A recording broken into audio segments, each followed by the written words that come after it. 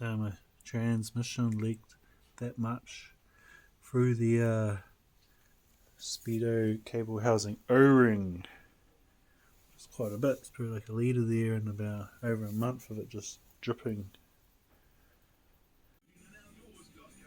Oh, here's the old old O-ring. So there's a bit of a flat burr on there. This is probably why it was leaking. So, got my new one. Just got to stick it on here and then stick it back in, and hopefully then I shouldn't have any leaks.